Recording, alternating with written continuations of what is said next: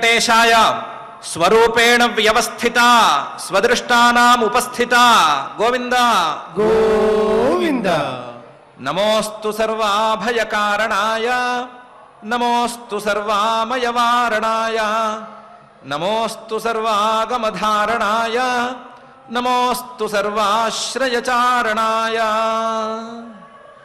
అని నిరంతర హృదంతర నివాసి అయిన శ్రీనివాస పరమాత్ముని భక్తిగా నమస్కరించుకుంటూ శ్రీశుకుల వారు ఉపదేశం చేసిన శ్రీమద్భాగవత మహాగ్రంథం యొక్క అధ్యయన కార్యక్రమాన్ని ఈ సాయంకాల వేళ మనం ప్రారంభించుకుందాము. ప్రారంభంలో యథాప్రకారం ప్రార్థనా శ్లోకాలను సంకల్పవాక్యాలను చదువుకుని ఈ కార్యక్రమానికి శుభారంభం చేసుకుందాం.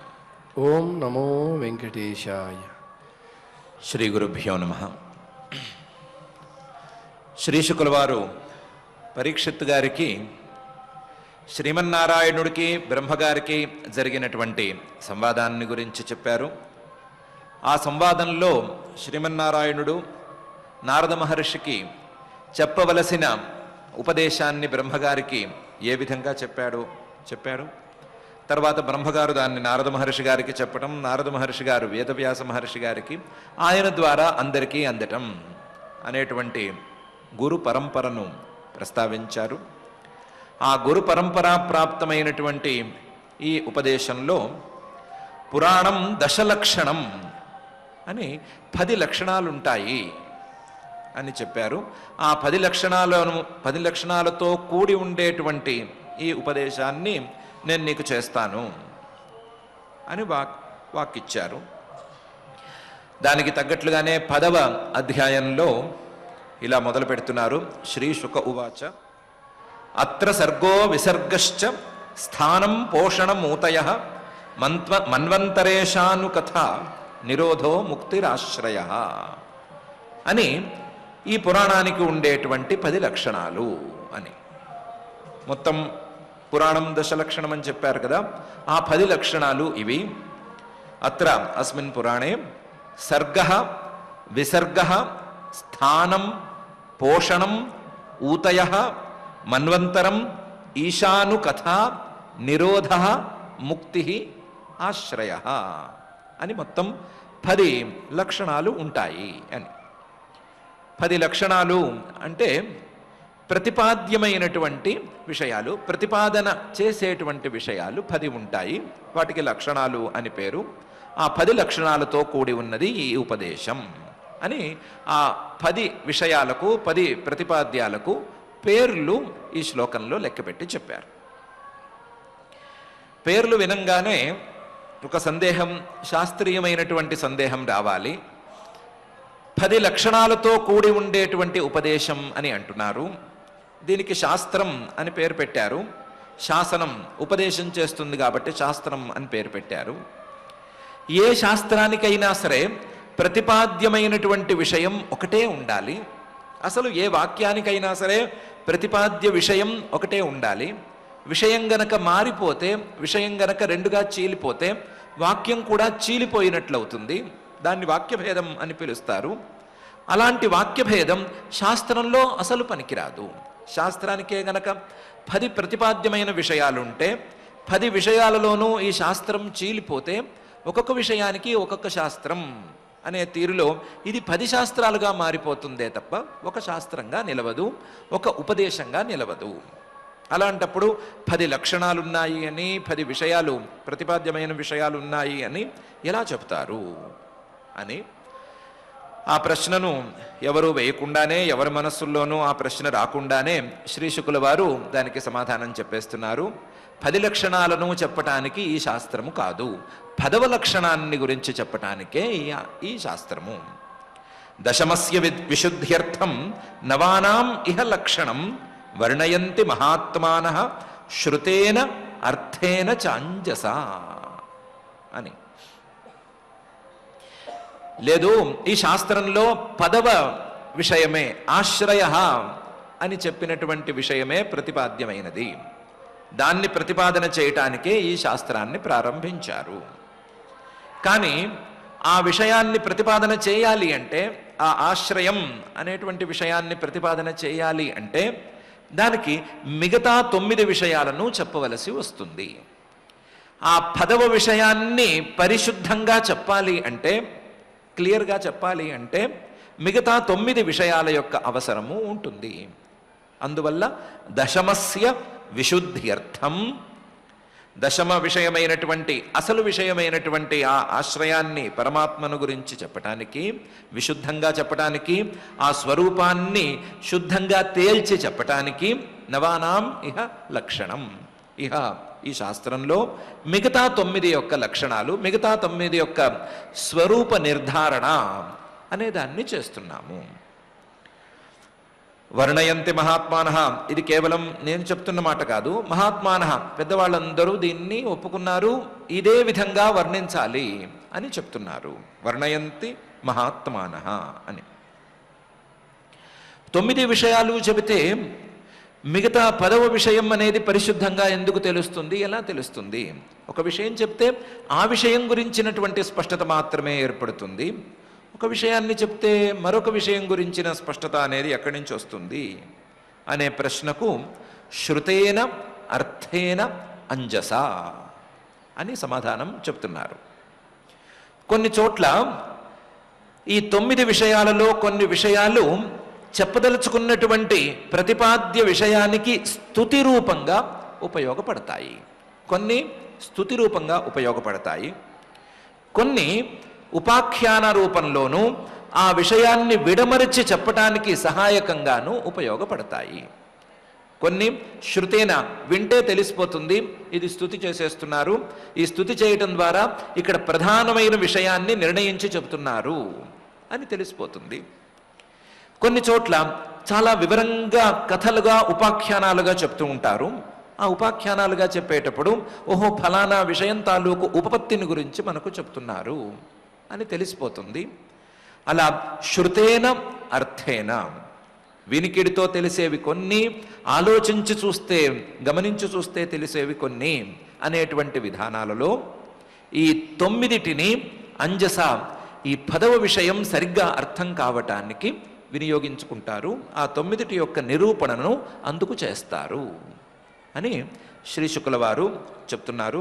దశమస్య విశుద్ధ్యర్థం నవానాం ఇహ లక్షణం వర్ణయంతి మహాత్మానః శృతేన అర్థేన చాంజస అని.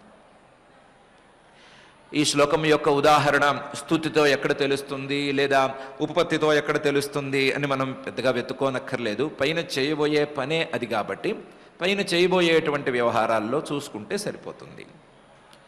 కాకపోతే ఇప్పుడు వెంటనే చెప్పవలసినటువంటి విషయం, ఈ 10 పేర్లు చెప్పారు కదా, ఆ 10 పేర్ల యొక్క అర్థాలేంటి, వాటి యొక్క స్వరూపాలు ఏమిటి అని. అందువలన దాన్ని తొందరగా మొదలు పెట్టేస్తున్నారు శ్రీ శుకుల వారు.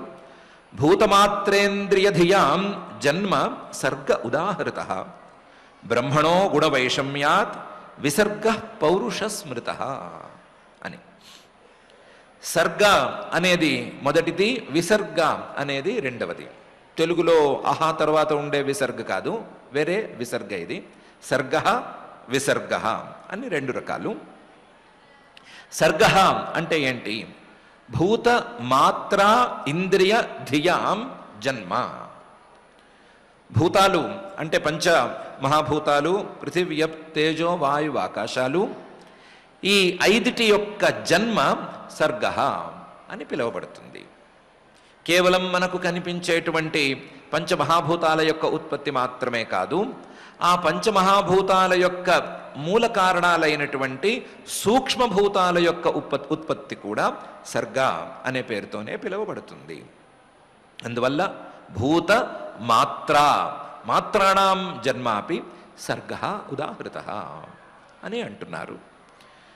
కేవలం స్థూల సూక్ష్మభూతాల యొక్క ఉత్పత్తి మాత్రమే కాదు, ఆ భూతాల ద్వారా కలిగేటువంటి ఇంద్రియాల యొక్క ఉత్పత్తి కూడా సర్గ అనే పిలవాలి. భూత మాత్రా ఇంద్రియాణం ఉత్పత్తి సర్గ. కేవలం ఇంద్రియాలు మాత్రమే కాదు, ఈ ఇంద్రియాలన్నిటినీ నియంత్రించేటువంటి బుద్ధి, లోపల ఉండేటువంటి అహంకారం, దాని యొక్క ఉత్పత్తిని కూడా సర్గ అనే చెప్పుకోవాలి. భూత మాత్రా ఇంద్రియ ధియాం జన్మ సర్గ ఉదాహృత సర్గ అంటే స్థూలంగా ఈ నాలుగిటి యొక్క ఉత్పత్తి. పంచమహాభూతాలు, వాటికి కారణమైనటువంటి సూక్ష్మభూతాలు, అలాగే ఇంద్రియాలు, లోపల ఉండేటువంటి అహంకారం అనే వీటి యొక్క ఉత్పత్తి సర్గ అనే పేరుతో ప్రసిద్ధం. ఈ ఉత్పత్తికి కారణమేమిటి అని ఆలోచిస్తే బ్రహ్మణో గుణ వైషమ్యాత్. గుణాలు, 3 గుణాలు మనకు తెలుసు. సత్వము, రజస్సు, తమస్సు అనేటువంటి 3 గుణాలు. ఈ 3 గుణాలు సమంగా ఉన్నప్పుడు, ఏ గుణము ఎక్కువ తక్కువ కాకుండా ఉన్నప్పుడు ఈ సృష్టిలో ఏ పదార్థము పుట్టదు, కనిపించదు. ఈ గుణాలలో ఒక గుణం ఎక్కువయ్యి మరొక 2 గుణాలు తక్కువగా మారినప్పుడు సృష్టి అనేది ప్రారంభమవుతుంది. గుణాలలో వైషమ్యం, ఒకటి ఎక్కువ మిగతా 2 తక్కువ అనేటువంటి స్థితి ప్రారంభమైనప్పుడు ఈ సృష్టి. కాబట్టి గుణ వైషమ్యాత్, అందులోనూ గుణ వైషమ్యం తనంతట తాను రావటానికి వీల్లేదు. అంతవరకు సమానంగా ఉండేటువంటి గుణాలు, హెచ్చుతగ్గులు లేకుండా ఉండేటువంటి గుణాలు, వాటంతట అవే హెచ్చులకు తగ్గులకు పోవటానికి వీల్లేదు. అందువల్ల దానికి కారణంగా పూర్వం బ్రహ్మ సంకల్పం అనేది ఒకటి ఉండాలి. కాబట్టి బ్రహ్మణ, బ్రహ్మ ప్రేరేపించగా, పరమాత్మ ప్రేరేపించగా ఈ గుణాలు హెచ్చు తగ్గులకు లోనైనప్పుడు, వైషమ్యానికి లోనైనప్పుడు, ఒక గుణం ఎక్కువగాను మరో 2 గుణాలు తక్కువగాను ఉన్నప్పుడు ఈ సర్గ అనేది ప్రారంభమవుతుంది. కాబట్టి బ్రహ్మణో గుణ వైషమ్యాత్ భూతమాత్రేంద్రియధియాం జన్మ సర్గ ఉదాహృత అని చెప్పాలి. ముందు పరమాత్మ, సృష్టికి పూర్వం ఉండేటువంటి పరమాత్మ, ఆయన సృష్టి చేయాలి అని సంకల్పించటం, ఆయన సంకల్పం ప్రకారం గుణాలలో వైషమ్యం అనేది ప్రారంభం కావటం, ఆ వైషమ్యం అనేది క్రమంగా అహంకారాన్ని, సూక్ష్మభూతాల్ని, మహాభూతాల్ని, ఇంద్రియాలను అన్నిటినీ పుట్టించటం అనే దాన్ని సర్గ అని పిలుచుకోవాలి అని శ్రీ శుకుల వారు చెప్తున్నారు. విసర్గ అనేది కొంచెం స్థూల సృష్టి అని చెప్పుకోవచ్చు. ఇలా ఈ పంచమహాభూతాలు ఇవన్నీ సృష్టి అయిన తర్వాత విరాట్ పురుషుడు యొక్క దేహం అనేది పుట్టుకొచ్చిన తర్వాత, విరాట్ పురుషుడు యొక్క దేహం అనేది తయారైన తర్వాత ఆ విరాట్ పురుష దేహం నుండి వచ్చినటువంటి సృష్టిని పౌరుష, పురుషుడి నుంచి, విరాట్ పురుషుడి నుంచి వచ్చినటువంటి సృష్టిని, స్థూల సృష్టిని విసర్గ అని పిలుచుకోవచ్చు. కాబట్టి విసర్గ పౌరుష స్మృత, విరాట్ పురుషుడి నుంచి వచ్చేటువంటి స్థూల సృష్టిని విసర్గ అని పిలుస్తారు అని శ్రీ శుకుల వారు ఇందులో చెప్తున్నారు. భూతమాత్రేంద్రియధియాం జన్మ సర్గ ఉదాహృత బ్రహ్మణో గుణవైషమ్యాత్ విసర్గ పౌరుష స్మృత అని. ఈ శ్లోకంలో సర్గ విసర్గ అనే రెండిటి యొక్క లక్షణాలను చెప్పిన తర్వాత స్థానం, పోషణం, ఊతయ, మన్వంతరం అనేటువంటి 4 యొక్క లక్షణాలను పై శ్లోకంలో చెప్తున్నారు. స్థితిర్వైకుంఠ విజయ, పోషణం తదనుగ్రహ, మన్వంతరాణి సద్ధర్మ, ఊతయ కర్మవాసనా అనే శ్లోకంలో స్థితి వైకుంఠ విజయ. వైకుంఠ అనేటువంటి పేరు శ్రీమన్నారాయణుడికి ఉంది. స్థితికర్త అయినటువంటి, స్థితికర్తృ రూపంలో ఉండేటువంటి శ్రీమన్నారాయణుడికి వైకుంఠ అనే పేరు ఉంది అని తెలిసిందే కదా. ఆ వైకుంఠ విజయ, వైకుంఠుడి యొక్క, శ్రీమన్నారాయణుడి యొక్క విజయం, దాన్ని స్థితి అని చెప్పుకోవచ్చు. ఈ సృష్టి మొదలైన దగ్గర నుంచి ఈ సృష్టిని ఏదో విధంగా అల్లకల్లోలం చేద్దాము అనేటువంటి ప్రయత్నంలో ఎన్నో శక్తులు బయలుదేరుతాయి. ఎన్నెన్నో శక్తులు ఈ సృష్టికి వ్యతిరేక దిశలో పనిచేయటానికి పూనుకుంటాయి.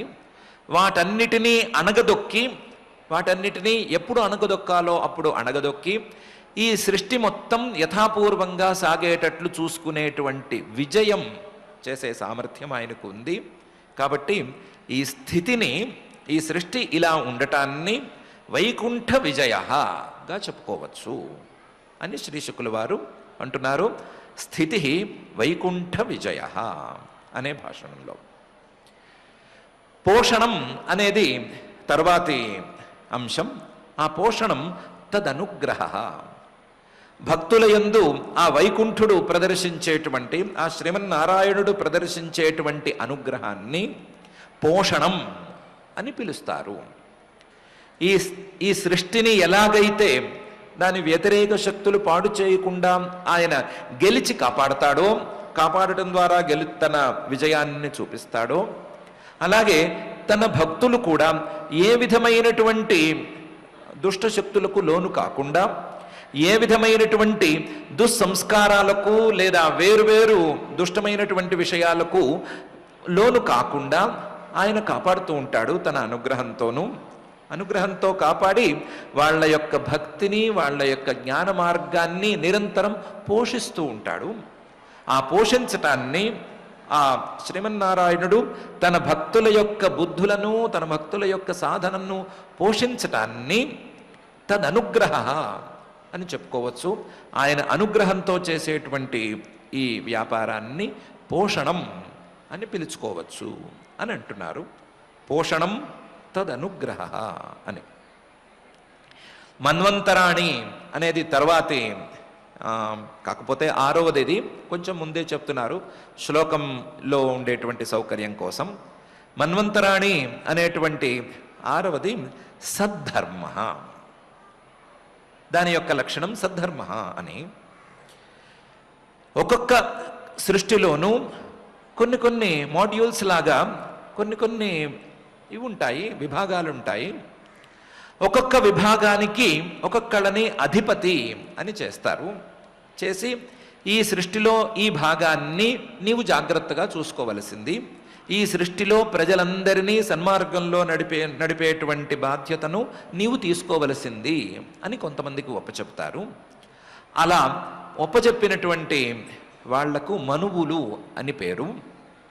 వాళ్ళు తాము సద్ధర్మంలో నుంచుని ఉండి, తాము మంచితనంతోనూ వైదిక మార్గంలో ఉండటంతోనూ సద్ధర్మాన్ని ఆచరిస్తూ మిగతా ప్రజలను కూడా అటువైపుగా ప్రోత్సహిస్తూ ఉంటారు. అలాంటి ప్రోత్సహించేటువంటి వ్యవహారం మొత్తాన్ని మన్వంతరం అనే పేరుతో పిలుస్తారు.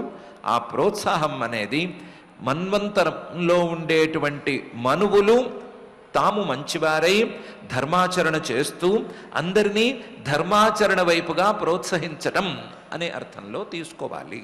ఆ ఆధిపత్యం అంతకు మించి వేరే అంశానికి కాదు అనే అభిప్రాయంతో లక్షణం చెప్తున్నారు. మన్వంతరాణి సద్ధర్మ అని. ఇలా 6వది చెప్పిన తర్వాత మళ్ళీ శ్లోక సౌకర్యం కోసం 5వ అంశమైనటువంటి ఊతయ అనే దాన్ని గురించి చెప్తున్నారు. ఊతయ కర్మవాసనా. ఈ సృష్టిలో ఉండేటువంటి జీవులకు ఉండే సంస్కారాలకు ఊతయ అని పేర్లు. ఆ సంస్కారాలకు ఊతయ అనే పేరు ఎందుకు వచ్చింది అనేదాన్ని శ్రీ శుకుల వారే చెప్తున్నారు. కర్మవాసనా అనేటువంటి పదంతో. ఈ కర్మవాసనలు కర్మలు చేసుకుంటూ ఉండగా పెరుగుతూ ఉంటాయి, కర్మలతో పెరుగుతూ ఉంటాయి. కాబట్టి కర్మల ద్వారా సంఖ్యాబలాన్ని పెంచుకుంటూ పోతూ ఉంటాయి. కాబట్టి వీటికి ఊతులు అని పేరు వచ్చింది. అలాగే సంఖ్య మాత్రమే కాకుండా ఈ కర్మల ద్వారా తమ బలాన్ని, తమ యొక్క వ్యాప్తిని పెంచుకుంటూ పోతూ ఉంటాయి. కాబట్టి వీటికి ఊతయ అని పేరు. కేవలం సంఖ్యాబలము, తమ వ్యాప్తి మాత్రమే కాకుండా కొత్త విషయాలను తమలోకి చేర్చుకుని ఇవి వృద్ధి చెందుతూ ఉంటాయి. రోజు రోజుకి వృద్ధి చెందుతూ ఉంటాయి. ఆ కణాలు ఈ కణాలు అలా ఒకదానికొకటి కలిసిపోయి పెరిగిపోతూ ఉంటాయి అని చెప్తారు కదా. అదేవిధంగా ఇవి కూడా తమతో మరొక దాన్ని కలుపుకుంటూ, ఈ రెండు కలిసి ఇంకొక రెండుని కలుపుకుంటూ 2 4 అయ్యి, 4 8 అయ్యి, ఇలా తమ విషయాలను కూడా వ్యాప్తిపరుచుకుంటూ ఉంటాయి, విషయాలను వృద్ధి చేసుకుంటూ ఉంటాయి, సంఖ్యను పెంచుకుంటూ ఉంటాయి, సంఖ్యతో పాటుగా తమ యొక్క బలాన్ని పెంచుకుంటాయి, తమ వ్యాప్తిని పెంచుకుంటాయి. అంతేకాకుండా కొత్త విషయాలను కూడా తమలోకి ఇమిడ్చుకుంటూ ఉంటాయి, కొత్త విషయాలతో మరికొన్నిటిని కూడా కలుపుకుంటూ ఉంటాయి. కాబట్టి వీటికి ఊతయ అని పేర్లు.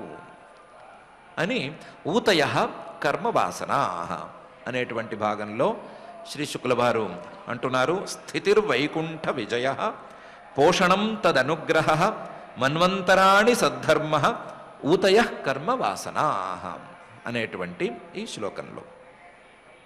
ఇప్పటికీ 6 అంశాలు పూర్తయిపోగా 7వ అంశాన్ని ఈశాను కథ అనేటువంటి అంశాన్ని పై శ్లోకంలో చెప్తున్నారు. అవతారానుచరితం హరేశ్చాస్యానువర్తిన సతాం ఈశ కథా ప్రోక్తా నానాఖ్యానోపబ్రహ్మితా అని. ఈశ కథ అనేది శ్రీమన్నారాయణుడి యొక్క లేదా పరమాత్మ యొక్క కథలు అని స్థూలంగా అర్థం చేసుకోవచ్చు.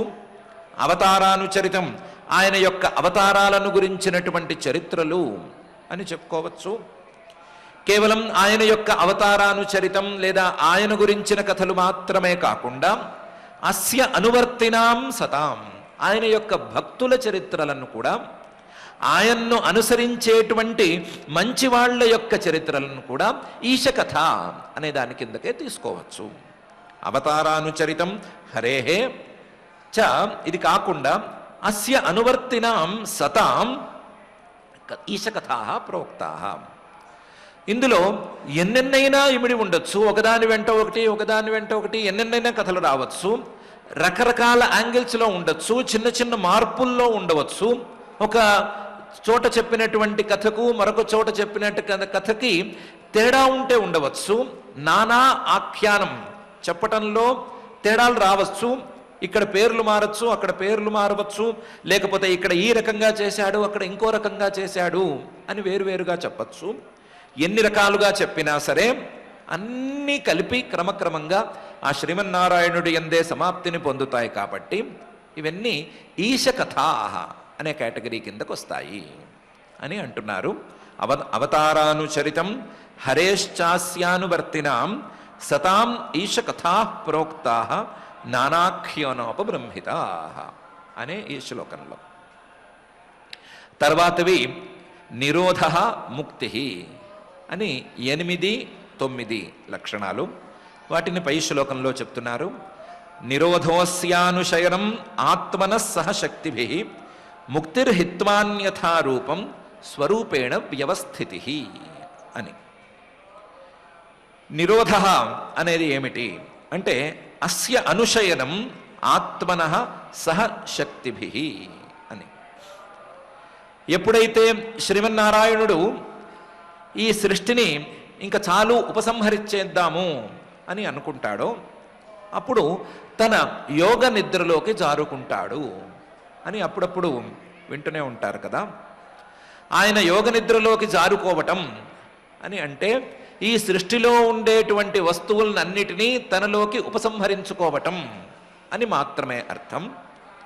ఆ సృష్టిలో ఉండేటువంటి వస్తువులన్నిటినీ తనలోకి ఉపసంహరించుకోవటమే ఆయన యొక్క శయనం అయితే, సృష్టిలో భాగంగా శరీరాలు కూడా ఉన్నాయి కాబట్టి ఆ శరీరాలన్నీ కూడా ఆయనలో కలిసిపోతాయి.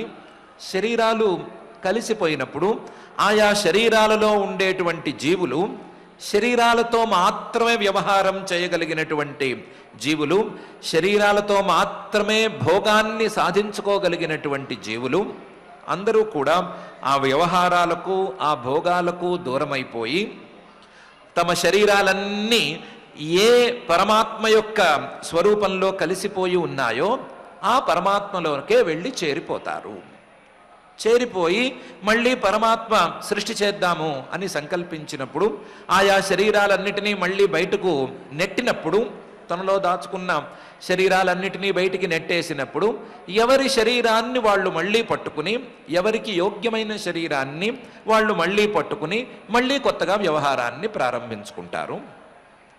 అలా ప్రారంభించుకోవటానికి ముందు జరిగేటువంటి ఆ పరమాత్మ తనలోకి శరీరాలన్నీ లాగేసుకున్నప్పుడు ఆ శరీరాలలో ఉండేటువంటి జీవులు పరమాత్మలో పోయి చేరటం అనేటువంటి అంశాన్ని నిరోధ అని పిలుస్తారు.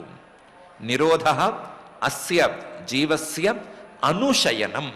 ఆ పరమాత్మ నిద్రపోతూ ఉండగా యోగ నిద్రలోకి జారుకోగా ఇతను కూడా వేరే దారి లేక అందులోకి జారిపోవటం.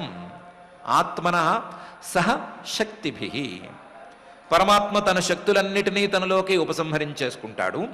కానీ జీవుడు తన శక్తులన్నిటినీ పరమాత్మ ఉపసంహరించగా ఆ పరమాత్మలో చేరి కదలకుండా ఉంటాడు అనేటువంటి పరిస్థితి నిరోధ అనే పదంతో తెలియజెపుతున్నారు అని.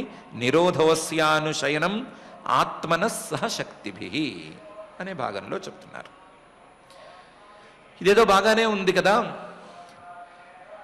మన ప్రమేయం లేకుండానే మన శరీరాలన్నిటినీ ఆయన మింగేసే మాట అయితే మనకు ఇక మీద భోగం అనేది ఉండటానికి వీల్లేదు.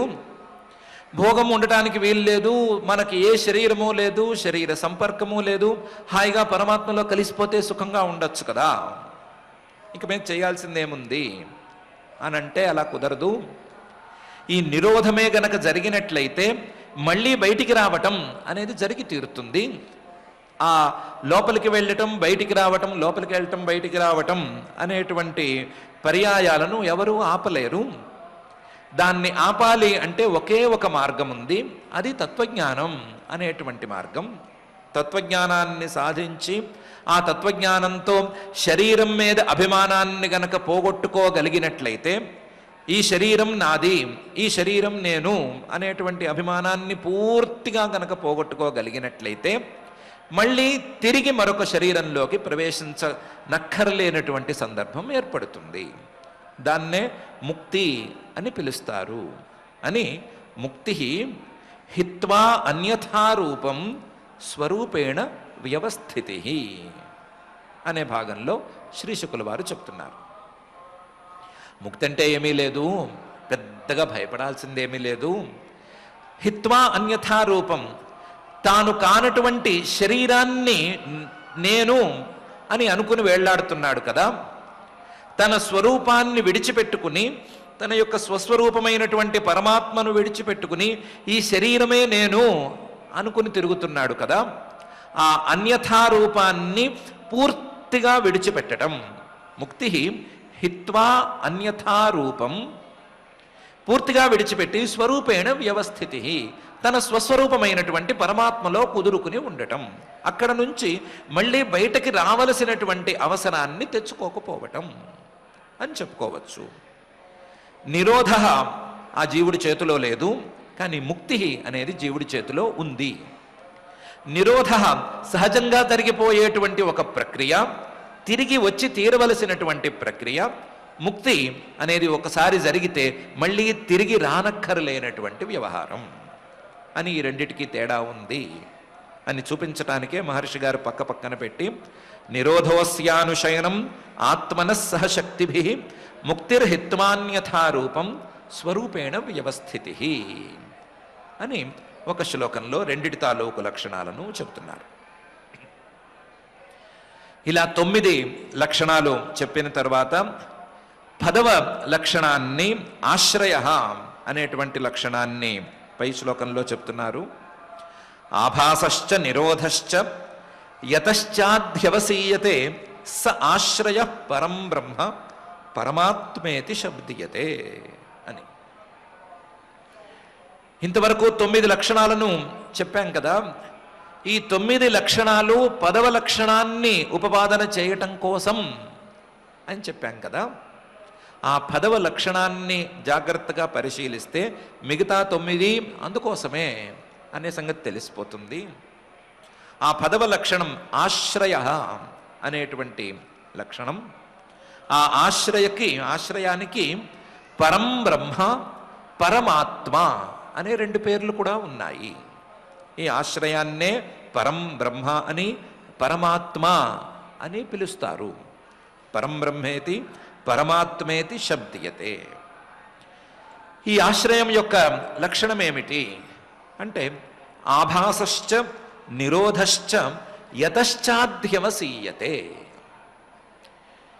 ఇంతకు ముందు చెప్పినటువంటి సర్గ విసర్గ మొదలైనటువంటి ఆభాసాలు ఏ పరమాత్మ స్వరూపం నుంచి ఈ భూత మాత్ర ఇంద్రియ ధియాం సర్గ విసర్గ పౌరుష అని చెప్పుకున్నాము, బ్రహ్మణో గుణవైషమ్యాత్ అని కూడా ప్రత్యేకించి చెప్పుకున్నాము.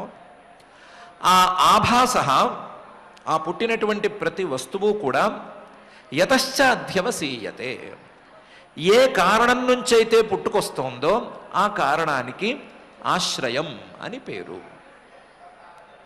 అలాగే నిరోధ, ఏ స్వరూపం నుంచైతే ఈ నిరోధం అనేటువంటిది జరుగుతోందో, లేదా ఏ స్వరూపంలోకి ఈ నిరోధం అనేది జరుగుతోందో, ప్రళయం అనేది ఏ స్వరూపంలోకి తిరిగి జరుగుతోందో ఆ స్వరూపానికి ఆశ్రయ అని పేరు.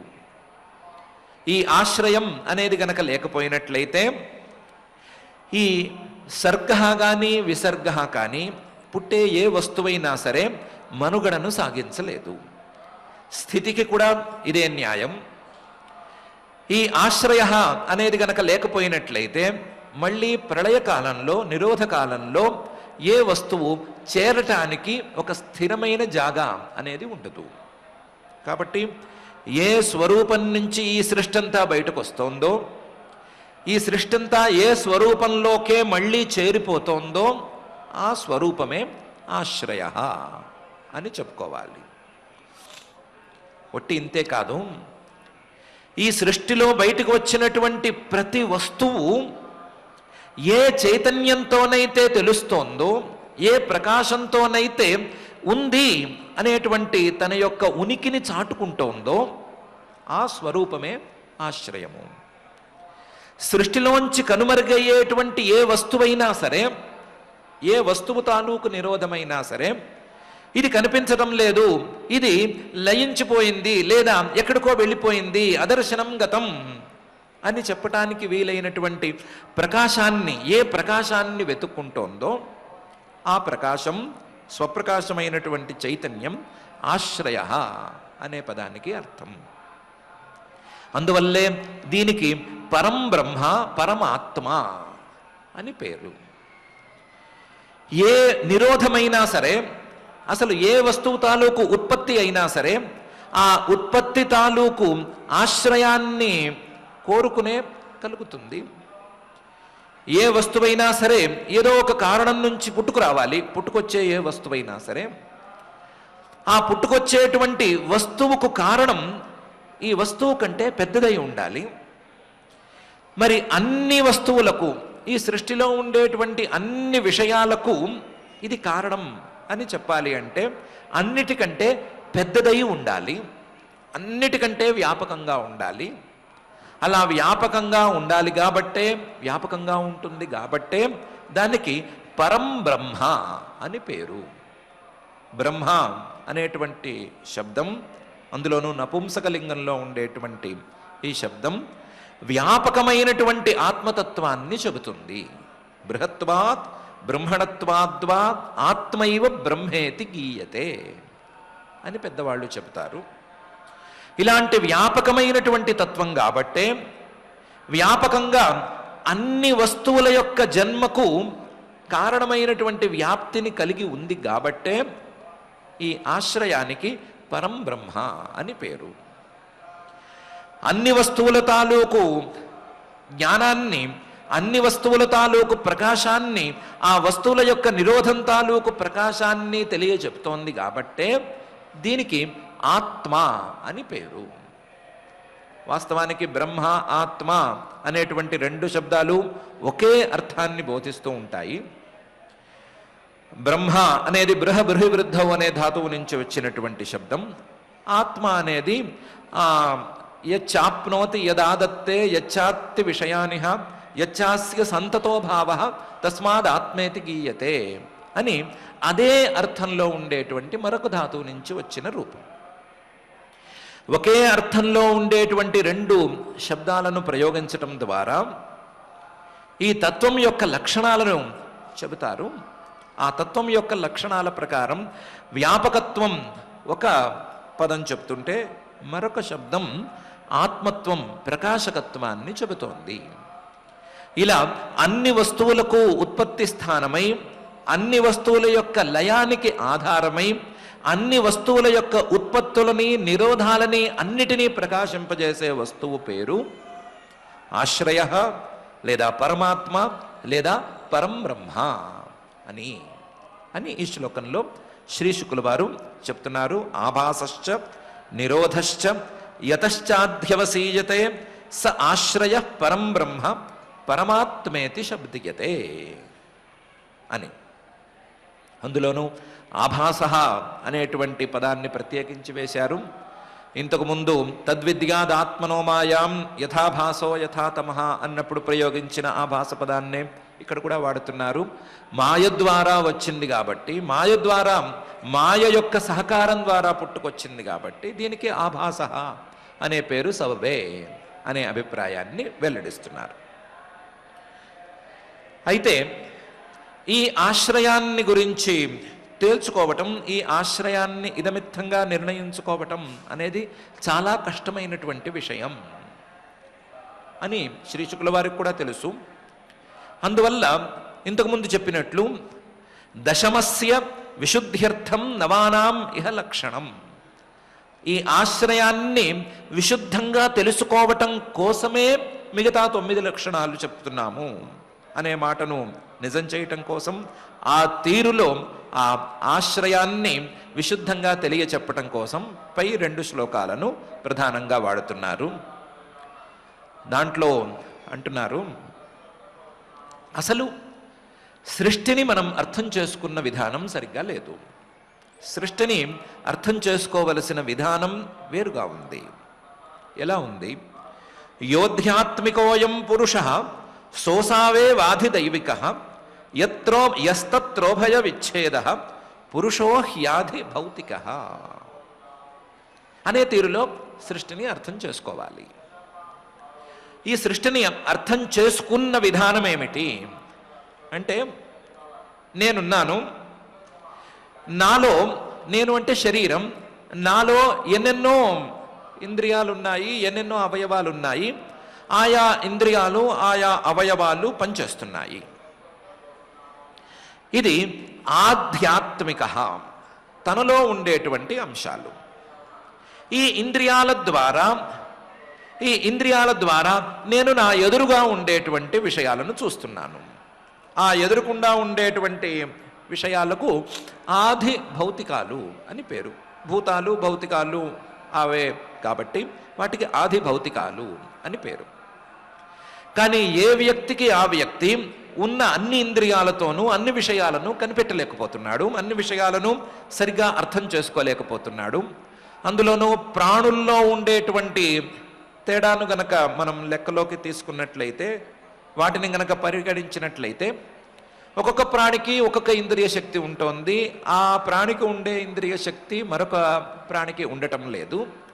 ఇలా ఇంద్రియాలలో చాలా తేడాలు వస్తున్నాయి. ఈ తేడాలు ఎక్కడి నుంచి వస్తున్నాయి అని ఆలోచించి, అలా కాదులే, ఈ ఇంద్రియాలన్నిటినీ నియంత్రించటానికి, ఇంద్రియాలను పనిచేయించటానికి కొంతమంది దేవతలు ఉన్నారు, వారు ఈ ఇంద్రియాలతో పనిచేయిస్తున్నారు అని నిర్ణయించుకుంటాడు. అది తప్ప నిర్ణయానికి వేరే కారణం అని చెప్పడానికి వీల్లేదు. ఇదమిత్తంగా కారణం చెప్పుకోవాలి అంటే అదొక్కటే మిగులుతుంది, మిగతావన్నీ కూడా నిలవవు అని అనుకుంటున్నారు. చాలాసేపు ఆలోచన చేయగా చేయగా చేయగా ఇది తేలింది. కాబట్టి తాను చూసేటువంటి సృష్టిని మొత్తాన్ని, తాను అనుభవించే, తాను వ్యవహరించేటువంటి సృష్టిని మొత్తాన్ని ఆధ్యాత్మికంగాను, ఆది దైవికంగాను, ఆది భౌతికంగాను 3 రకాలుగా విభజించి చూస్తున్నాడు. కానీ ఇలా చూడటం అనేది తప్పు. ఇలా విభజించి చూడటం ద్వారా సృష్టి తాలూకు తత్వం అనేది బోధపడటం లేదు. ఇలా విభజించి చూడటం ద్వారా సృష్టి ద్వారా అందుకోవలసినటువంటి తత్వం అందుకోబడటం లేదు. అందుకని ఎలా చూడాలి అంటే, యోధ్యాత్మికోయం పురుష, ఈ శరీరంలో ఉండేటువంటి ఇంద్రియాలన్నిటినీ నియంత్రించేటువంటి పురుషుడు, ఈ శరీరంలో ఉంటూ ఈ శరీరాన్ని నేను అని అనుకుంటూ ఈ శరీరంలో జరిగేటువంటి ప్రతి కార్యానికి ప్రతి క్రియకు బాధ్యత వహించవలసినటువంటి పురుషుడు, ఈ పురుషుడికి పురుష సోసావేవ అధిదైవిక ఆధిదైవిక, ఈ శరీరంలో ఉండేటువంటి ఇంద్రియాలను అనుగ్రహిస్తూ వస్తున్నటువంటి ఆ ఆది దైవికుడికి భేదం లేదు అని ముందు అర్థం చేసుకోవాలి. యోధ్యాత్మికోయం పురుష సోసావేవ అధిదైవిక లేదా ఆధిదైవిక. కానీ ఈ రెండిటిని ఏకం చేసుకున్నా సరే మూడవ అంశం మిగిలిపోయింది కదా, దాన్ని ఏ విధంగా కలుపుకోవాలి అంటే యస్తత్రోభయ విచ్ఛేద పురుషో హ్యాధి భౌతిక అని. యహ తత్ర ఉభయ విచ్ఛేద, ఈ శరీరంలో ఉండేటువంటి ఈ జీవుడు శరీరంలో ఉండేటువంటి ఇంద్రియాలను పని చేయిస్తూ ఆ పని చేయించడం ద్వారా శరీరంలో ఉండేటువంటి ఆయా గోళకాల నుండి బయటికి వెళుతున్నాడు కదా, ఆ బయటకు వెళ్ళటాన్ని, వెళ్ళి ఆయా వస్తువులను చూడటాన్ని, ఆయా వస్తువులతోనూ ఆ భూత భౌతిక పదార్థాలతోనూ ఐక్యాన్ని సాధించటం కింద చెప్పుకోవచ్చు. ఏ జీవుడు లోపల ఉండి బయటకు వస్తున్నాడో, బయటకు వచ్చి ఆయా విషయాలను తెలుసుకుంటూ ఉన్నాడో, ఉభయ విచ్ఛేద ఆధ్యాత్మిక పురుషుడు అలాగే ఆది దైవిక పురుషుడు వీళ్ళిద్దరూ కూడా బయటికి వచ్చి ఆయా విషయాలను తెలుసుకుంటూ వస్తున్నారు కదా. ఆయా విషయాలను తెలుసుకోవటం అంటే ఆయా విషయాలతో మమేకమైపోవటమే అని చెప్పుకోవాలి. దాన్ని పురుషో హ్యాధి భౌతిక, బయటికి వచ్చినటువంటి ఈ పురుషుడు ఆది భౌతికుడు పురుషుడుగా మారిపోయినట్లు అనే అర్థం చెప్పుకోవచ్చు. సరిగ్గా గనక చూసుకున్నట్లయితే యోధ్యాత్మికోయం పురుష, శరీరంలో ఉండేటువంటి ఆయా ఇంద్రియాలను ప్రేరేపించే జీవుడు, ఆయా ఇంద్రియాలకు అధిదేవతలుగా ఉండేటువంటి దేవతలు, చక్షురింద్రియాన్ని గనక తీసుకున్నట్లయితే సూర్యుడు అనేటువంటి అధిదేవత, అదేవిధంగా చక్షురాది గోళకంలో ఉండేటువంటి పురుషుడు, ఆ పోళకం నుంచి బయటకు వచ్చినటువంటి పురుషుడు, వీళ్ళు ముగ్గురు ఏకం, వీళ్ళు ముగ్గురు ఒకరే అనేటువంటి భావనను మొదలు అలవాటు చేసుకోవాలి. విభజించి పాలించు అనేటువంటి నియమాన్ని పక్కన పెట్టి వీళ్ళలో ఉండేటువంటి సామ్యాలేంటి, వీళ్ళు ఎక్కడి నుంచి విడిపోయారు, విడిపోవటానికి వీళ్ళకు ఉండేటువంటి కారణాలేమిటి అనే వాటి మీద ఎక్కువ బుద్ధిని ప్రసరింపజేయాలి అని శ్రీ శుకుల వారు అంటున్నారు. కొంచెం సంక్లిష్టంగా ఉండే విషయమైన, మన ఆలోచన ధోరణికి పూర్తిగా విరుద్ధంగా ఉండేటువంటి అంశమే అయినా దీన్ని సాధించమని చెప్తున్నారు. యోధ్యాత్మికోయం పురుష సోసావేవాధిదైవిక యస్తత్రోభయ విచ్ఛేద పురుషో హ్యాధి భౌతిక అని. అదేమండి, మీరు దశమస్య విశుద్ధ్యర్థం నవానామిహ లక్షణం అని మొదలుపెట్టారు. ఆశ్రయం గురించి చెప్పమంటే జీవుడు అనుభవించేటువంటి విషయాలు, జీవుడు ఇంద్రియాలు, దేవతలు, వీటి గురించి చెప్తారేమిటి అంటే దాని గురించే చెప్తున్నాము. పై శ్లోకంలో చెప్తున్నాము, ఏకమేకతరాభావే యదా నోపలభామహే త్రితయం తత్ర యో వేద స ఆత్మ స్వాశ్రయాశ్రయ అని ఆ ఆశ్రయాన్ని గురించి చెప్పటానికే ఇలా అంటున్నాము అని శ్రీ శుకుల వారు అంటున్నారు. ఏకతరాభావే యదా నోపలభామహే, ఆధ్యాత్మికుడు, ఆది దైవికుడు, ఆది భౌతికుడు అని ముగ్గురిని చూపించారు కదా. అన్నిటినీ ఏకం చేసేసి అందులో ఆధ్యాత్మికుడైనటువంటి జీవుడు లేకపోతే చూసేవాడు లేడు, ఆది దైవికుడైనటువంటి ఆ దేవతా రూపంలో ఉండేటువంటి వాడు లేకపోతే, ఆ పురుషుడు లేకపోతే ఇంద్రియాలకు లేదా పని చేయవలసినటువంటి అవయవాలకు శక్తి అందదు, కాబట్టి పని జరగదు. అసలు ఎదురుకుండా చూడవలసినటువంటి భౌతికమైన పదార్థాలే లేకపోతే చూడటం అనేటువంటి కార్యక్రమం జరగదు. చూసేవాడు ఉండాలి, చూసేవాడికి కావలసినటువంటి ఇంద్రియ శక్తి ఉండాలి, చూడబడేందుకు వస్తువు సంసిద్ధంగా ఉండాలి. కాబట్టి ఏకం ఏకతరాభావే యదా నోపలభామహే. వీటన్నిటినీ కూడా ఒకటి లేకపోతే మరొకటి ఉంది అని కనీసం ఊహించలేము. ఏకం ఏకతరాభావే యదా నోపలభామహే. కానీ ఈ మూడు ఉన్నాయి అని తేల్చి చెప్పేది ఎవరు? ఈ మూడు ఉన్నాయి అని కానీ లేవు అని కానీ తేల్చి చెప్పేది ఎవరు? త్రితయం తత్ర యో వేద. ఈ మూడిటిని సాక్షి స్వరూపంలో ఉండి చూసేదెవరు? ఈ మూడిటిని తన యొక్క చైతన్య ప్రకాశంతో వెలిగింపజేసేది ఎవరు అనేది ప్రశ్న. లోపల ద్రష్ట ఉన్నాడు అనేది ఎలా తెలుస్తోంది? ఆ ద్రష్ట తాలూకు ఇంద్రియాలతో పని జరుగుతోంది అనేది ఎలా తెలుస్తోంది? ఆ ఇంద్రియాలతో ఆయా విషయాలను చూడటం అనేది జరుగుతోంది అని ఎలా తెలుస్తోంది? ఈ మూడిటిని తెలియజేసేందుకు ఈ మూడిటి కంటే విభిన్నంగా ఒక స్వరూపం ఉండాలి.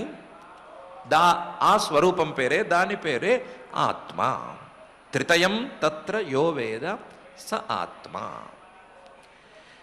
ఈ ఆత్మ ఎక్కడ ఉంది అనే ప్రశ్న వేస్తే, ఈ ఆత్మస్వరూపం అనేది ఎక్కడ ఉంది అని ప్రశ్న వేస్తే, స్వాశ్రయ,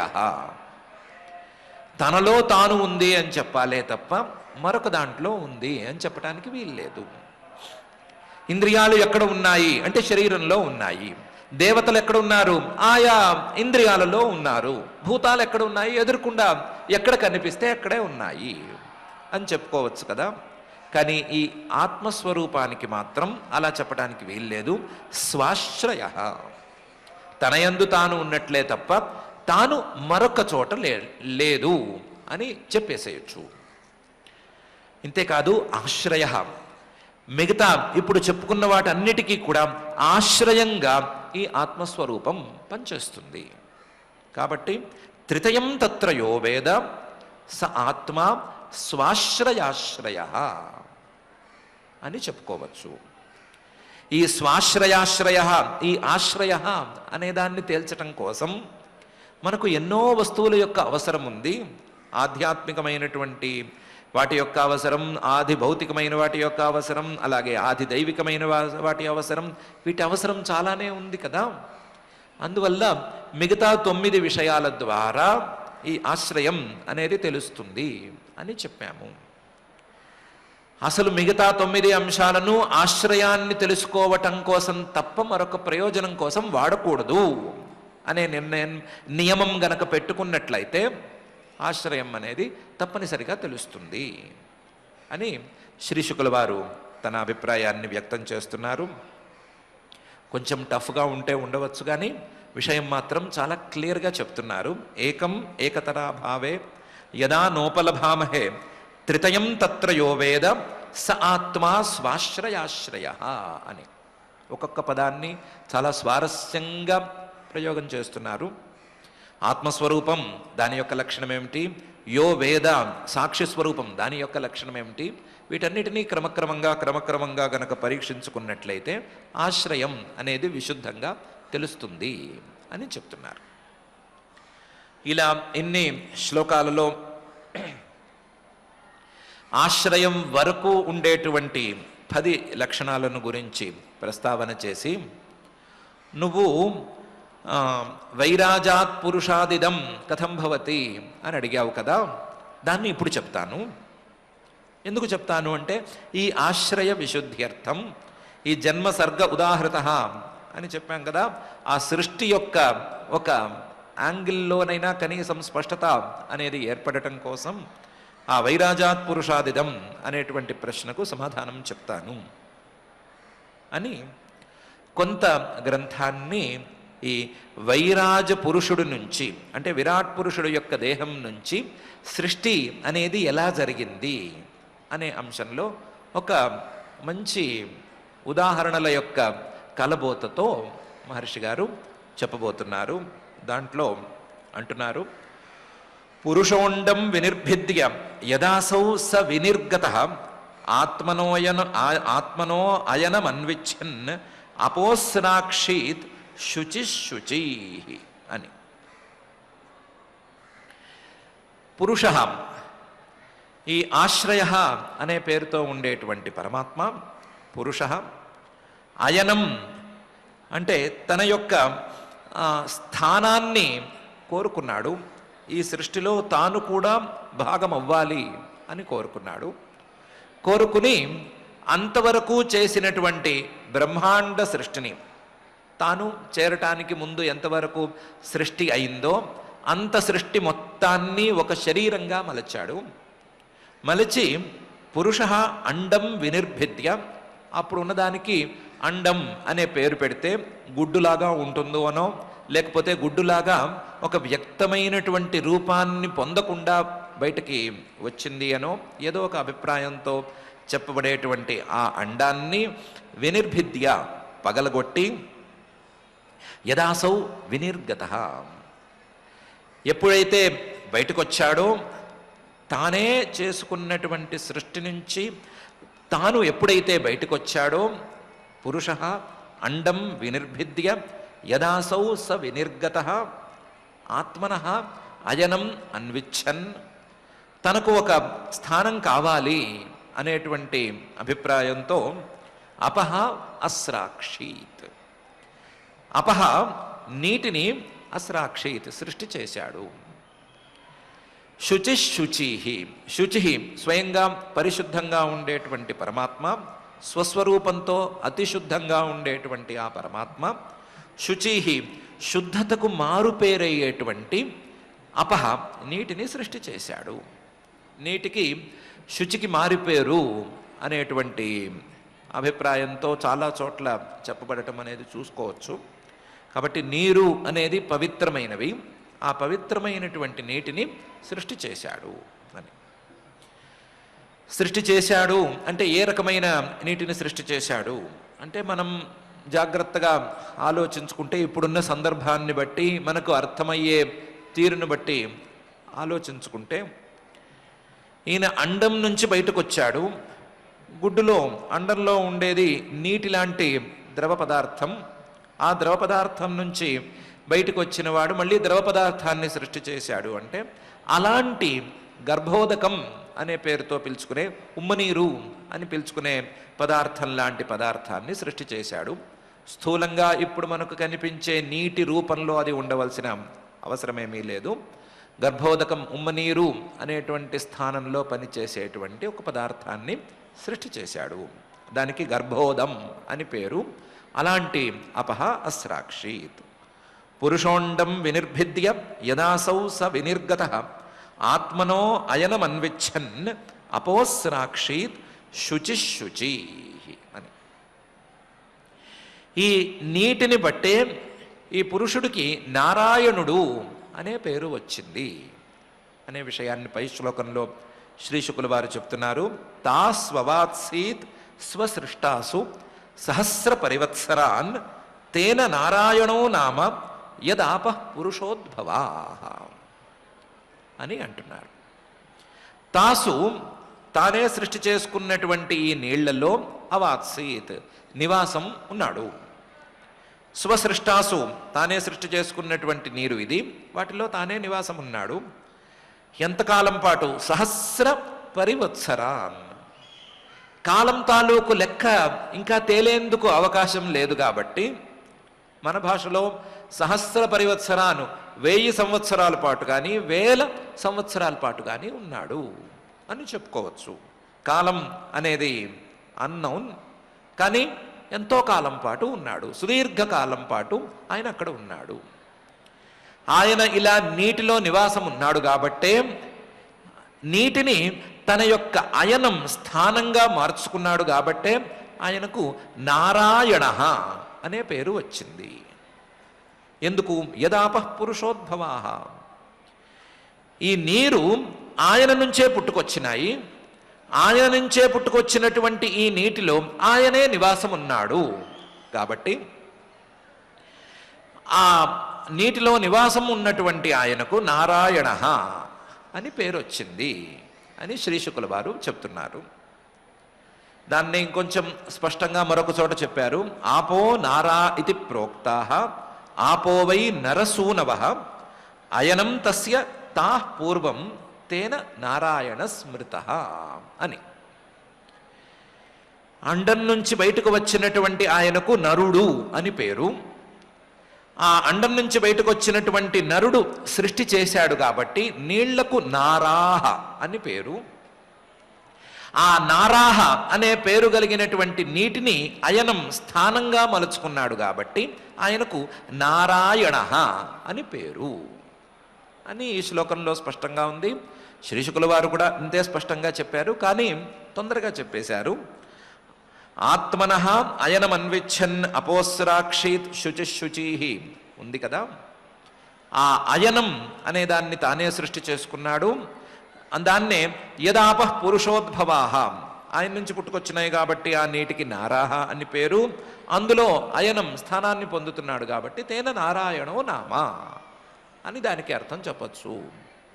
తాను సృష్టి చేసుకున్నటువంటి నీటిలో తానే నివాసం ఉన్నవాడు అని దీనికి అర్థం అని చెప్పచ్చు అని శ్రీశుకుల వారు కూడా అంటున్నారు. తా అవాత్సీత్ స్వసృష్టాసు సహస్ర పరివత్సరాన్ తేన నారాయణో నామ యదాప పురుషోద్భవా అని. అలా కాదండి, సృష్టి గురించి ప్రస్తావన ఇంతకుముందే చేసినప్పుడు ఎన్నెన్నో సహాయాలను ఆ పరమాత్మ తీసుకున్నాడు అని చెప్తూ వస్తున్నారు కదా. వాటి గురించి ప్రస్తావన చేయకుండా సృష్టిని గురించి చెప్తారేమిటి? ఇంతకుముందు సృష్టి లక్షణం సర్గలక్షణం చెప్పినప్పుడు అలాగే చెప్పారు, బ్రహ్మణో గుణవైషమ్యాత్ అని మాత్రమే చెప్పారు. ఇప్పుడు ఆయన అండాన్ని ఛేదించుకుని బయటకు వచ్చి కొత్తగా నీటిని గర్భోదాన్ని సృష్టి చేస్తున్నాడు అనే సందర్భంలో కూడా మిగతా సహకారి కారణాలను గురించి ప్రస్తావన చేయటం లేదెందుకు అని అడిగితే దానికి కారణాన్ని పై శ్లోకంలో శ్రీశుకుల వారు ఇలా చెప్తున్నారు. ద్రవ్యం కర్మచ కాలశ్చ స్వభావో జీవ ఏవచ యదనుగ్రహత సంతి నసంతి యదుపేక్షయా అని. వాటికి అంత సీన్ ఏం లేదు. ద్రవ్యం అంటే ఏదో ఒక సాధనాన్ని, ముడి సరుకును పట్టుకుని కొత్త వస్తువుని సృష్టి చేస్తారు కదా, అలాంటి ముడి సరుకు అని అనుకోవచ్చు. కర్మ అంటే జీవులు చేసుకున్నటువంటి కర్మలు, ఏ కర్మలకైతే ఫలితాలను ఇప్పుడు మనం ఈ సృష్టి ద్వారా ఇవ్వాలో అలాంటి కర్మలు. కాలహ ఈ కర్మలకు ఒక విపాకాన్ని, ఒక ఫల అభిముఖతను ప్రదర్శించేటువంటి కాలం. స్వభావ రకరకాలుగా ఉండేటువంటి స్వభావము లేదా మాయా అనే పేరుతో పిలువబడేటువంటి స్వభావము.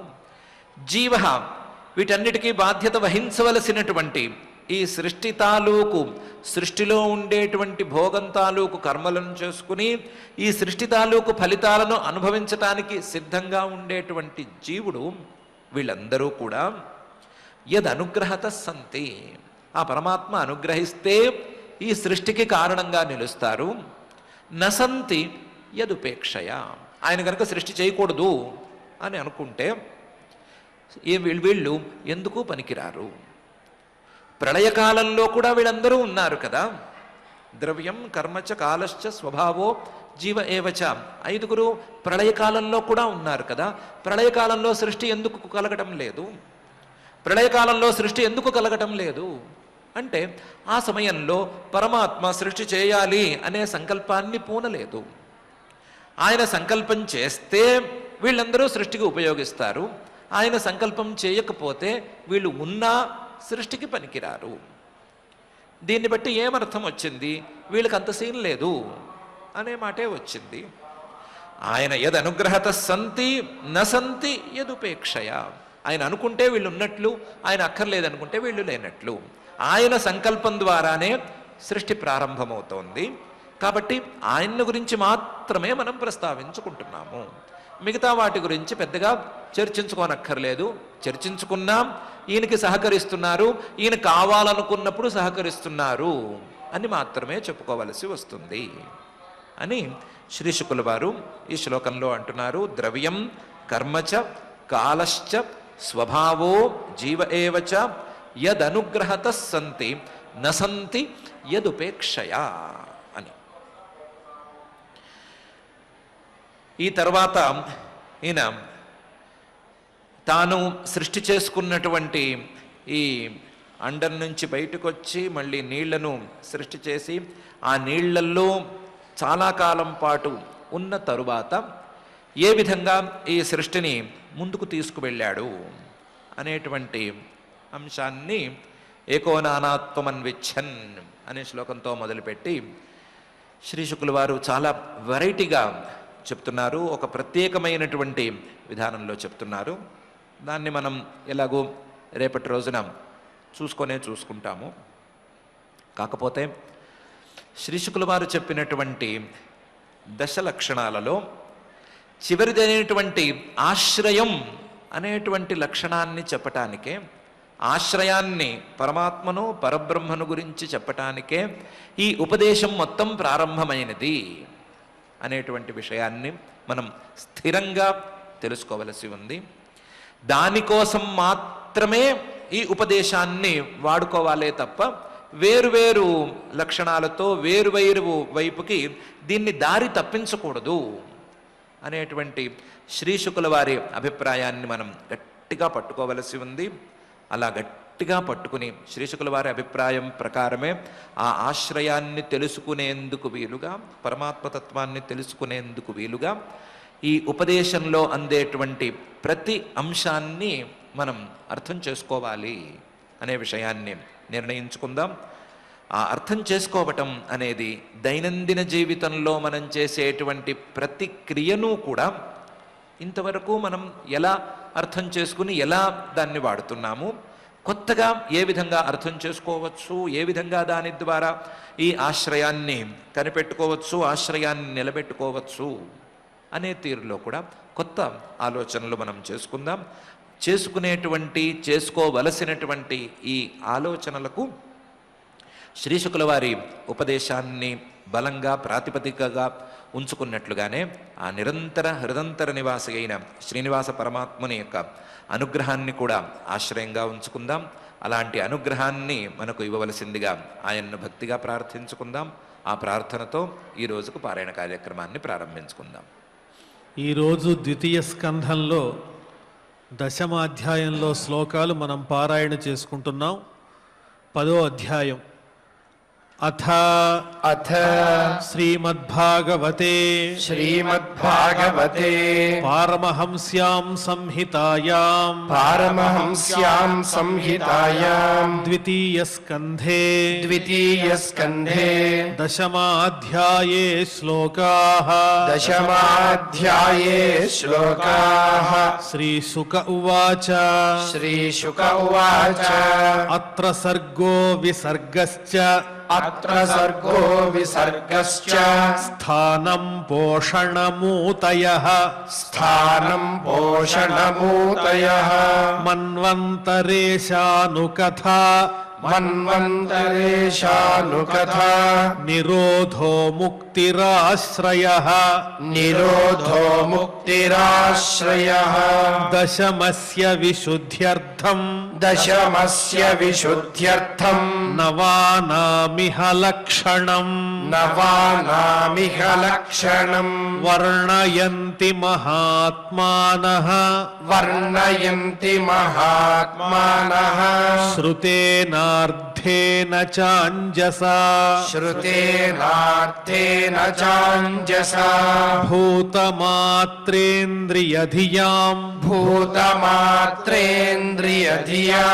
జన్మ సర్గ ఉదాహృతః బ్రహ్మణో గుణవైషమ్యాత్ విసర్గః పౌరుషస్మృతః స్థితిర్వైకుంఠ విజయః పోషణం తదనుగ్రహః మన్వంతరాణి సద్ధర్మః ఊతయః కర్మవాసనాః అవతారానుచరితం हरेश्चास्यानुवर्तिनाम् हरेश्चास्यानुवर्तिनाम् सतामीश कथाः प्रोक्ताः सतामीश कथाः प्रोक्ताः नानाख्यानोपबृंहिताः नानाख्यानोपबृंहिताः निरोधोऽस्यानुशयनम् निरोधोऽस्यानुशयनम् आत्मनः सह शक्तिभिः आत्मनः सह शक्तिभिः मुक्तिर्हित्वान्यथा रूपम् मुक्तिर्हित्वान्यथा रूपम् स्वरूपेण व्यवस्थितिः स्वरूपेण व्यवस्थितिः आभासश्च निरोधश्च आभासश्च निरोधश्च यतश्चाध्यवसीयते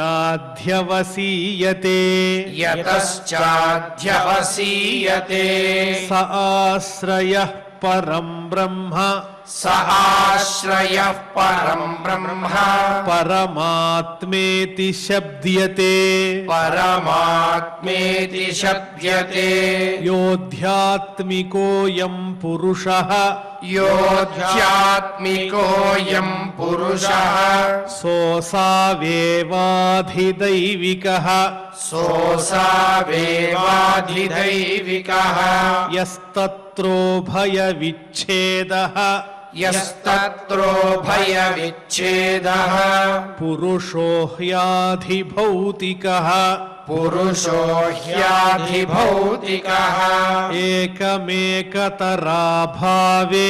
एकमेकतराभावे यदा नोपलभामहे यदा नोपलभामहे त्रितयं तत्र यो वेद त्रितयं तत्र यो वेद स आत्मा स्वाश्रयाश्रयः स आत्मा स्वाश्रयाश्रयः पुरुषोऽण्डं विनिर्भिद्य पुरुषोऽण्डं विनिर्भिद्य यदासौ स विनिर्गतः यदासौ स विनिर्गतः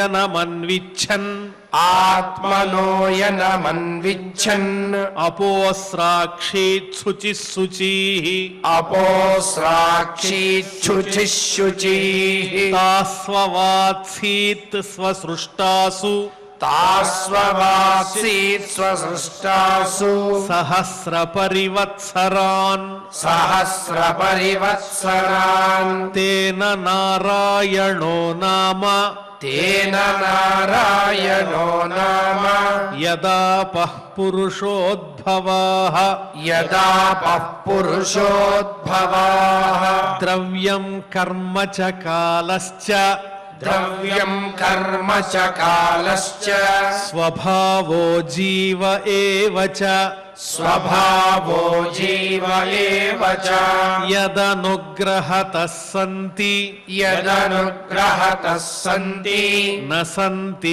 यदुपेक्षया न सन्ति यदुपेक्षया एको नानात्वमन्विच्छन् एको नानात्वमन्विच्छन् योगतल्पात् समुत्थितः योगकल्पात् समुत्थितः वीर्यं हिरण्मयं देवो वीर्यं हिरण्मयं देवो मायया व्यसृजत्रिथा मायया व्यसृजत्रिधा अधिदैवमधाध्यात्मम् अधिदैवमधाध्यात्मम् अधिभूतमिति प्रभुः अधिभूतमिति प्रभुः यथैकं पौरुषं वीर्यं यथैकं पौरुषं वीर्यं त्रिधा भिद्यत तच्छृणु त्रिधा भिद्यत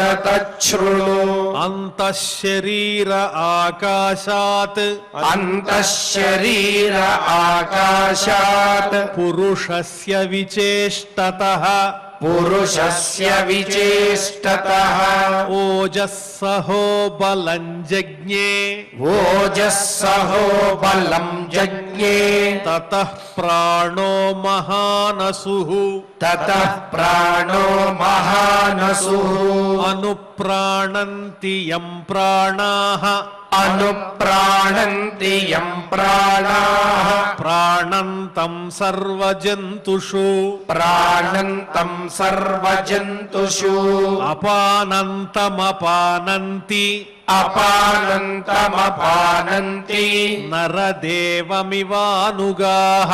नरदेवमिवानुगाः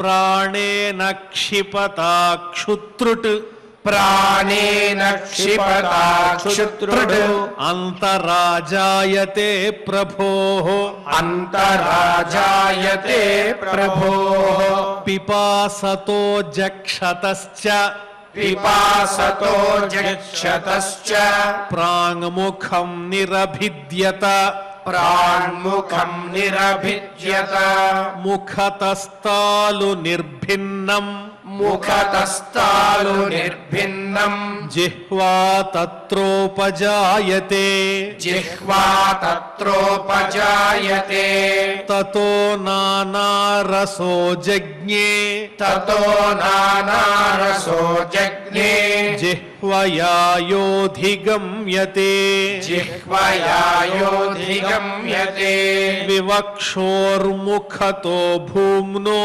विवक्षोर्मुखतो भूम्नो वह्निर्वाग्व्याहृतं तयोः वह्निर्व्याघ्राहृतं तयोः जले वै तस्य सुचिरम् जले वैतस्य सुचिरम् निरोधः समजायत निरोधः समजायत नासिके निरभिद्येताम् नासिके निरभिद्येताम् दोधूयति नभस्वति दोधूयति नभस्वति तत्र वायुर्गन्धवहो तत्र वायुर्गन्धवहो घ्राणो नसि जिघुक्षतः घ्राणो नसि जिघृक्षतः यदात्मनि निरालोकम् यदात्मनि निरालोकम् आत्मानं च दिदृक्षतः आत्मानं च दिदृक्षतः निर्भिन्ने अक्षिणीतस्य निर्भिन्ने अक्षिणीतस्य ज्योतिश्चक्षुर्गुणग्रहः ज्योतिश्चक्षुर्गुणग्रहः बोध्यमानस्य ऋषिभिः बोध्यमानस्य ऋषिभिः आत्मनस्तज्जिघृक्षतः आत्मनस्तज्जिघृक्षतः कर्णौ च निरभिद्येताम् कर्णौ च निरभिद्येताम् दिशश्रोत्रं गुणग्रहः दिशश्रोत्रम् गुणग्रहः वस्तुनो मृदुकाठिन्य वस्तुनो मृदुकाठिन्य लघुगुर्वोष्णशीतताम् लघुगुर्वोष्णशीतताम् वस्तुनो मृदुकाठिन्य लघुगुर्वोष्णशीतताम् वस्तुनो मृदुकाठिन्य लघुगुर्वोष्णशीतताम् जिघृक्षतस्त्वं निर्भिन्नाः जिघृक्षतस्त्वम् निर्भिन्ना तस्यां रोममहीरुहाः तस्याम् रोममहीरुहाः तत्र चान्तर्बहिर्वातः तत्र चान्तर्बहिर्वातः त्वचा लब्धगुणो वृतः त्वचा लब्धगुणो वृतः हस्तौ रुरुहतुस्तस्य हस्तौ रुरुहतुस्तस्य नानाकर्मचिकीर्षया नानाकर्मचिकीर्षया तयोस्तु बलमिन्द्रश्च तयोस्तु बलमिन्द्रश्च आदानमुभयाश्रयम् आदानमुभयाश्रयम् गतिं जिगीषतः पादौ गतिम् जिगीषतः पादौ रुरुहातेऽभिकामिकाम् रुरुहातेऽभिकामिकाम् पद्भ्यां यज्ञस्वयं हव्यम् పద్భ్యాం యజ్ఞః స్వయం హవ్యం కర్మభిః క్రియతే నృభిః కర్మభిః క్రియతే నృభిః నిరభిద్యత శిష్ణో వై నిరభిద్యత శిష్ణో వై ప్రజానందామృతార్థినః ప్రజానందామృతార్థినః ఉపస్థ ఆసీత్ కామానాం ఉపస్థ ఆసీత్ కామానాం ప్రియం తదుభయాశ్రయం ప్రియం తదుభయాశ్రయం ఉత్సిసృక్షోర్ధాతుమలం ఉత్సిసృక్షోర్ధాతుమలం నిరభిద్యత వైగుదం నిరభిద్యత వైగుదం తతః పాయుస్తతో మిత్రః తతః పాయుస్తతో మిత్రః ఉత్సర్గ ఉభయాశ్రయః ఉత్సర్గ ఉభయాశ్రయః ఆసిసృప్సోః పుర్యాః ఆశిశ్రుభోః పురః పుర్యాః నాభిద్వారమపానతః నాభిద్వారమపానతః తత్రాపానస్తతో మృత్యుః తత్రాపానస్తతో మృత్యుః పృథక్త్వముభయాశ్రయం పృథక్త్వముభయాశ్రయం ఆదిత్సోరన్నపానానాం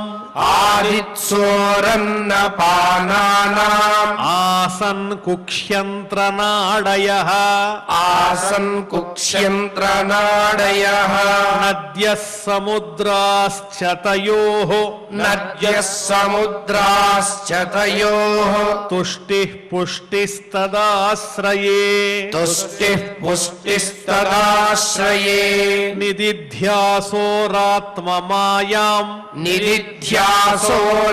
నిదిధ్యాసోరాత్మమాయాం హృదయం నిరభిద్యత హృదయం నిరభిద్యత తతో మనస్తతశ్చంద్రః తతో మనస్తతశ్చంద్రః సంకల్పః కామ ఏవ చ సంకల్పః కామ ఏవ చ త్వక్చర్మ మాంసరుధిర త్వక్చర్మ మాంసరుధిర మేదో మజ్జాస్థిధాతవః మేధో మజ్జాస్థిధాతవః త్వక్చర్మ మాంసరుధిర మేదో మజ్జాస్థిధాతవః త్వక్చర్మ మాంసరుధిర మేధో మజ్జాస్థిధాతవః భూమ్యప్తేజోమయా సప్త భూమ్యప్తేజోమయా సప్త ప్రాణో వ్యోమాంబువాయుభిః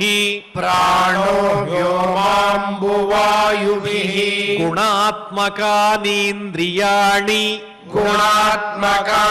గుణాత్మకానీంద్రియాణి భూతాదిప్రభవా గుణాః భూతాదిప్రభవా గుణాః మనః సర్వవికారాత్మా మనః సర్వవికారాత్మా బుద్ధిర్విజ్ఞానరూపిణీ బుద్ధిర్విజ్ఞానరూపిణీ ఏతద్భగవతో రూపం ఏతద్భగవతో రూపం స్థూలంతే వ్యాహృతం మయా స్థూలంతే వ్యాహృతం మయా మహ్యాదిభిశ్చావరణైః మహ్యాదిభిశ్చావరణైః అష్టభిర్బహిరావృతం అష్టభిర్బహిరావృతం ఇతి ఇతి శ్రీమద్భాగవతే శ్రీమద్భాగవతే పారమహంస్యాం సంహితాయాం పారమహంస్యాం సంహితాయాం ద్వితీయస్కంధే ద్వితీయస్కంధే దశమాధ్యాయే శ్లోకాః దశమాధ్యాయే శ్లోకాః.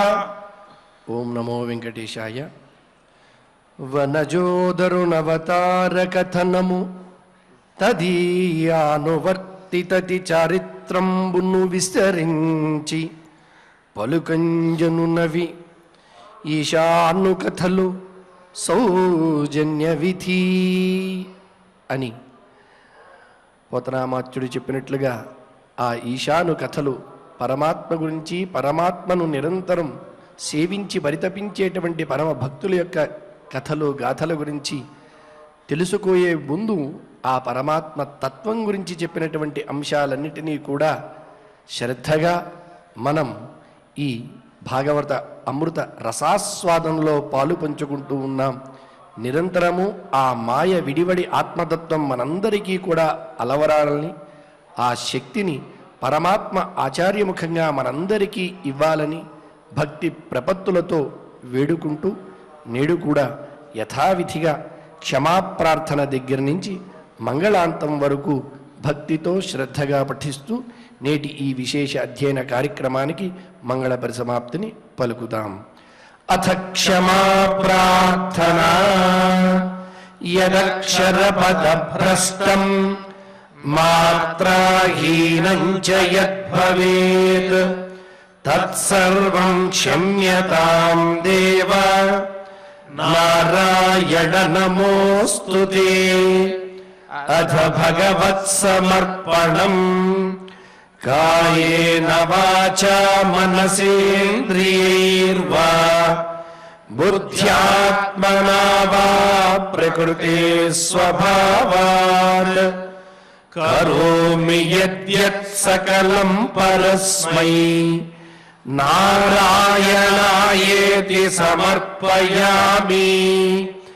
అథ లోకక్షేమ ప్రార్థనా సర్వే భవంతు సుఖినః సర్వే సంతు నిరామయాః సర్వే భద్రాణి పశ్యంతు మా కశ్చిద్ దుఃఖభాగ్ భవేత్.